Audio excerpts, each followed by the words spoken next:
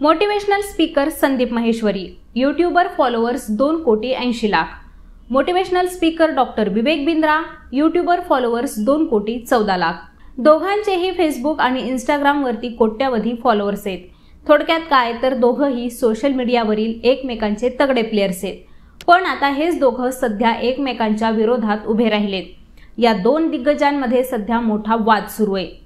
माहेश्वरी यांनी 6 दिवसांपूर्वी त्यांच्या यूट्यूब चॅनलवर पोस्ट केलेल्या एका व्हिडिओतून या वादाची सुरुवात झाली होती। तो वाद आता एकमेकांना धमकी आणि आव्हानं देण्यापर्यंत येऊन पोहोचलाय। तर माहेश्वरी यांनी याच व्हिडिओच्या माध्यमातून बिंद्रा यांचा बडा स्कॅम एक्सपोज करण्यावर भर दिलाय। तर बिंद्रा यांनी माहेश्वरी यांना बदनामीची आणि कारवाईची नोटीस सुद्धा पाठवली आहे। तर या दोघांमध्ये सुरू असलेला वाद हा सध्या सोशल मीडियावरील सगळ्यात मोठा वाद असल्याचं म्हटलं जाते। मात्र आता हा वाद नेमका आहे तरी कोणत्या मुद्द्यावरून आणि माहेश्वरी नेमका कोणता बडा स्कॅम एक्सपोज करत असल्याचा दावा करतायत तेच आज या व्हिडिओच्या माध्यमातून समजून घेऊयात। प्रसिद्ध यूट्यूबर आणि मोटिवेशनल स्पीकर संदीप माहेश्वरी यांनी त्यांच्या यूट्यूब चॅनलवर सध्या बिझनेस मास्टरी नावाची एक फ्री सिरीज चालू केली आहे आणि या सिरीजमध्ये 6 दिवसांपूर्वी बिग स्कॅम एक्सपोज्ड असा एक व्हिडिओ सुद्धा अपलोड करण्यात आलाय। तर या व्हिडिओमध्ये तुम्हाला संदीप माहेश्वरी हे 2 मुलांसोबत बोलताना दिसतायत। एका बडा यूट्यूबरच्या कोर्समध्ये सहभागी होऊन त्यांना कसं नुकसान सहन करावं लागलं असं ही 2 मुलं सांगतायत। मल्टी लेवल मार्केटिंग आणि त्यातून होणारं पैशांचं नुकसान याबद्दल या व्हिडिओतून माहेश्वरी सुद्धा सांगताना दिसून येत आहेत। मात्र काही वेळातच या प्रकरणाचं रूपांतर हे एका वादात होतं। तर संदीप माहेश्वरी यांना त्यांच्या यूट्यूब कम्युनिटीमध्ये अपलोड करण्यात आलेला बिग स्कॅम एक्सपोज्ड हा व्हिडिओ काढून टाकण्यासाठी धमक्या येत असल्याचा मोठा आणि खळबळजनक दावा या व्हिडिओच्या माध्यमातून केलाय। तर माहेश्वरी म्हणतात की माझ्या टीमवर खूप दबाव आहे। मी हे ठामपणाने सांगतो की आम्ही कोणत्याही परिस्थितीत हा व्हिडिओ डिलीट करणार नाहीत। या व्हिडिओमध्ये ज्या व्यक्तींनी हा घोटाळा उघड केला त्यांना त्याचे दावे मागण्यासाठी आणि स्टेटमेंट बदलण्यासाठी बरेच कॉल येत आहेत। तर मला असं वाटतं की हे प्रकरण आणखीन खालच्या थराला जाणार आहे। मात्र मी त्यासाठी सुद्धा तयार आहे, कारण मी माझ्या समाजासाठी उभा आहे आणि मला माहित आहे की मी एकटाच नाहीये, तुम्ही सगळेजण माझ्या सोबत आहात। तर माहेश्वरींच्या या पोस्ट नंतर या प्रकरणात एंट्री झाली ती डॉक्टर विवेक बिंद्रा यांची। ते बडा बिझनेस प्रायव्हेट लिमिटेडचे CEO आणि संस्थापक आहेत। तर बिंद्रा यांनी याबाबत त्यांच्या यूट्यूब कम्युनिटीवर एक सविस्तर पोस्ट लिहिली आहे आणि ते म्हणतात, संदीप भाई, मी तुमचा नवीन व्हिडिओ पाहिला, मोठा घोटाळा उघड झालाय। हे माझ्याशी आणि माझ्या कंपनीशी संबंधित आहे याची तुम्ही कबुली दिली असल्यानं मला असं वाटतं की मी माझ्या अधिकृत ID वरून याबद्दल खुलेपणानं चर्चा केली पाहिजे, जेणेकरून दर्शकांच्या मनात कोणताही गोंधळ होणार नाही। तुम्ही मला तुमच्या शोमध्ये आमंत्रित केलं, जिथं मी तुमच्या सर्व प्रश्नांची उत्तरही प्रामाणिकपणे दिली। मला आता तितक्याच प्रामाणिकपणे सांगायचं आहे की जर प्रेक्षकांना माझ्याबद्दल काही प्रश्न असतील तर मी तुमच्या शोमध्ये पुन्हा यायला तयार आहे आणि त्यावर मनमोकळेपणाने चर्चा करायला सुद्धा तयार आहे। मी तुम्हाला एक खुलं आव्हान देतो, मात्र आता तुमच्यामध्ये वास्तवाला सामोरं जाण्याची हिंमत आहे का? मी उद्योजकांसाठी आतापर्यंतचा सगळ्यात मोठा कार्यक्रम आयोजित केलाय। उद्योजक लॉन्चपॅडमध्ये हजारो तरुण उद्योजक आले होते आणि ते रिकामे हाताने परत गेले नाहीत। त्यांना वरिष्ठ मार्गदर्शकांचं मार्गदर्शन लाभलं। यानंतर मी उद्योजकांसाठी 10 दिवसांचा MBA प्रोग्राम घेऊन येत आहे आणि तो पूर्णपणे फ्री असणार आहे।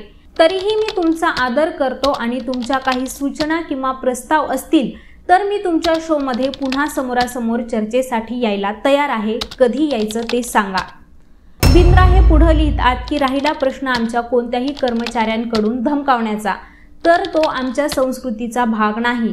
माझ्या टीममधील कुणीही हे केलं असल्यास कोणतंही एडिटिंग न करता तुमच्याकडे आलेले कॉल रेकॉर्डिंग्स मला पाठवा, मी त्यावरती स्वतः कारवाई करेन। तुम्ही माझा नंबर ब्लॉक केला आहे आणि माझ्याशी बोलण्याच्या विनम्र विनंतीकडे दुर्लक्ष केलं आहे। तुम्ही माझ्याबद्दल 5,000हून अधिक पॉझिटिव्ह कमेंट्स सुद्धा डिलीट केल्यात।